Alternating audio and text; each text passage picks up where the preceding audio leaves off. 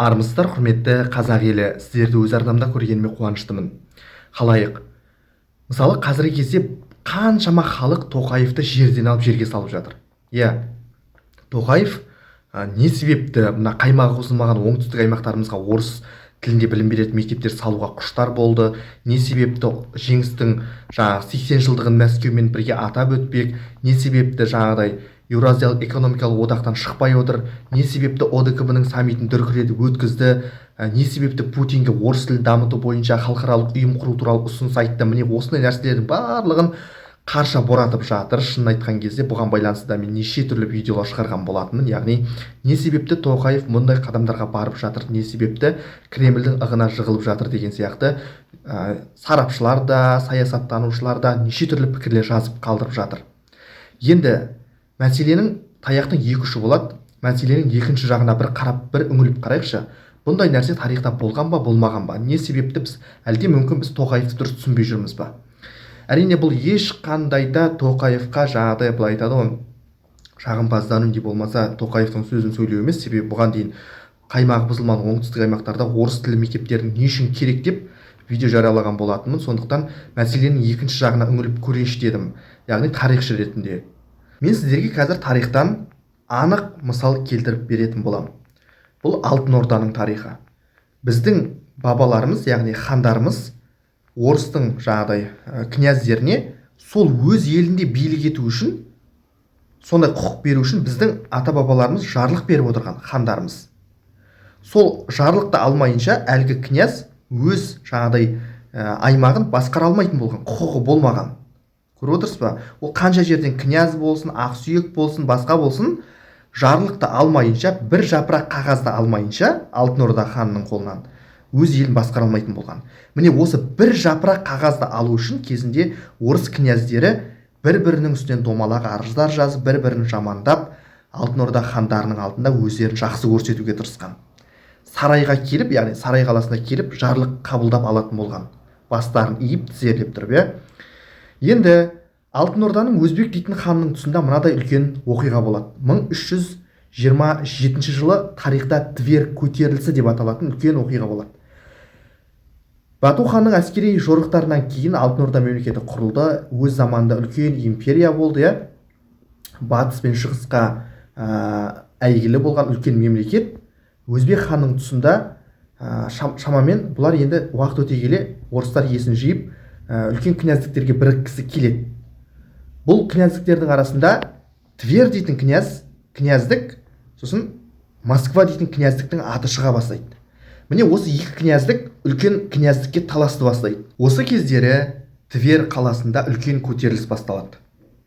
Алтын ордалықтарға қарсы көтеріліс басталады. Енді қараңыз, әлгі Мәскеудің билеушісі Иван Калита дейтін адам, ойлап қараңыздаршы, өзі сияқты орыс қалаларының бір князьдігі Тверьдің тас-талқанын шығару үшін Алтын Орда ханына өтініш айтады, әскер бер, көмек бер деп. Ал өзбек сыртынан қарап отырады да, өзбек хан оған әскер береді де, былайша айтқанда орыстардың бір-бірімен қырқысын сырттай бақылап отырып, көмек беріп, бір-біріне айдап салып, өзінің билігін жүргізеді өзбек хан. Енді қараңыз, сол әскерді алған Иван Калита Тверьдің тас-талқанын шығарады. Былай қарап тұрсаңыз, Мәскеу болсын, Тверь болсын, Ярославль болсын, Владимир болсын, бұлардың барлығы да бір орыстың князьдіктері. Бірақ олар бір-бірінің билігі үшін сондай қатыгездікке барып, Тверьдің тас-талқанын шықты. Князь қашып шығады. Енді былайша айтқан кезде Мәскеу князі Алтын Ордалықтарды өзі көмекке шақырып Тверьдің тас-талқанын шығарды, өзінің билігін күшейту үшін. Ал түпкі мақсаты, енді бұның үлкен стратегиялық астарын қарап көріңіз. Сол Иван Калита тарихта орыс қалаларын жинақтаған, орыс жерлерін жинақтаған билеуші ретінде тарихта қалды. Иван Калита деген сөздің өзі қалталы Иван деген мағынаны білдіреді. Ол оның қайырымдылық, бір тарихи деректерде айтады, ол қайырымды болғаннан Иван қалталы Иван деп аталды десе, енді бір деректерде жоқ, ол осы бүкіл жиған ақшасына ол дейді, орыстың князьдіктерін жаулап алған жоқ дейді, әскермен сатып алып отырды. сөйтіп өзінің территориясына қосып отыр. Сол арқылы Мәскеуді күшейтті. Ал бұл жаңағы оқиға айналып келген кезде Мәскеудің күшеюіне бүкіл орыс қалаларының князьдіктерінің сол Мәскеудің түбіне топтасуына әсер етті. Соның нәтижесінде Мәскеу аймақтағы ең үлкен ұлысқа айналды, кейіннен ең үлкен мемлекетке, ақыр аяғында Ресей империясына айналып, бүкіл түркі халықтарын отарлады. Ойлап қараңыздаршы. Ал бір кездері мемлекетті біріктіру үшін осындай қандай әрекеттерге барды? Осындай қадамға дейін барды Иван Калита дейтін билеушісі Мәскеудің. Яғни ол әзірге бас көтеруге болмайды. Не айтса да жаңағы Алтын Орда хандар не айтса да көнейік, біз әзірге күш жинауымыз керек, әзір шайқасуға болмайды, біз бірігуіміз керек. Әзірге жаңағыдай олар не айтса да, қандай жарлық айтса да, тіпті білесіздер, орыстың князьдері саз балшыққа басылған хандардың табанын сүюге дейін барды. Жарлықты былай басын иіп алған, былай тұрсын, тізесін бүгіп тұрып, жаңағыдай князьдік лауазымды қабылдаған, былай тұрсын, тіпті саз балшыққа басылған табанын сүюге дейін барды. Ал бұның барлығы нені білдіреді? Бұның барлығы айналып келген кезде күш жинау уақытша. Дәл сол кездегі әлсіздігін мойындай отырып, болашаққа күш жинады. Көріп отырсыздар ма? Ал арада шамамен 100 жылдан жүздеген жылдар өткеннен кейін Мәскеудің қандай державаға айналғанын, 1552 жылы Қазанды жаулап алды, 1556 жылы Астраханды тізе бүктірді, одан кейін Сібір құлады, одан кейін Тынық мұхитқа жетіп, орыс әскері етігін жуды. 1864 жылы біздің киелі Түркістанымыз орыс әскерінің алдында тізесін бүкті. Көріп отырсыздар ма? Демек, бір кездері орыс князьдері өз елін дамыту үшін, өз елін бір тудың астына біріктіру үшін осындай шараларға дейін, осындай әрекеттерге дейін барған. Қазір орыстар мысалы сол Иван Калитаны жауыз дей ма, әлде орыс жерлерін түгендеуші деп атай ма? Әрине орыс жерін түгендеуші деп баға береді. Бұл ұзақ мерзімге созылған саясат еді. Әрине оның Тверь көтерілісін басып жаныштап моңғол татар дейді, енді бір деректерде алтын ордалық әскерлердің көмегімен өз орыс халқының тасталқанын шығарған билеуші деп айтса, енді бір деректерде бүкіл орыс жерін біріктіруші, өзінің қалтасындағы ақшаға князьдіктерді жаулап алды, оны сатып алып біріктірген адам деп есептейді, Иван Калита деп атап кеткен. Жалпы айтқанда Мәскеуді орыс қалаларының жүрегіне айналдырған билеуші деп айтуымызға болады. Орыс жерлерін түгендеуші деп айтуымызға болады Иван Калитаны. Алайда кезінде ол осындай әрекеттерге барған еді. Енді өзімізге оралайық. Қазір мысалы біз айтып жатамыз, Тоқаев не себепті ОДКБ-ның құрамынан шықпай отыр, не себепті Еуразиялық экономикалық одақтан шығып кетпейді, бұл бізге тиімсіз ғой, неге жаңағыдай Мәскеудің алдында шалпақтай береді, неге жаңағыдай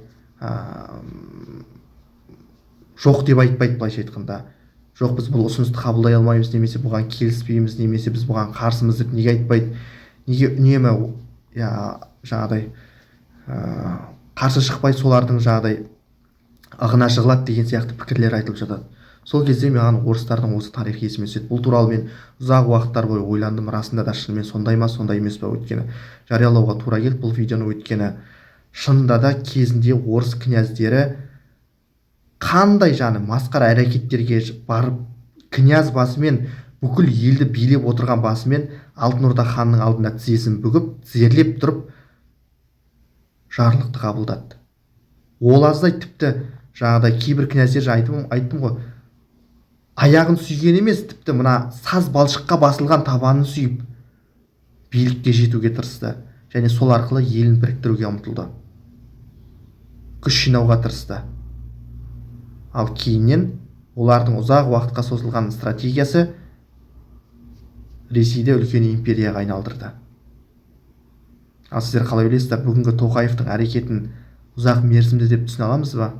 Яғни біз қазақ халқы сонау 1731 жылдан бастап есептейтін болсақ, малымызды айдап әкетті, жан-жақтан орыс казактары бар, Орал казактары бар, Сібір казактары бар, башқұрт татарлар бар, қазақтың туталақай шықты патшалы Ресейдің жаңағы билігі тұсында.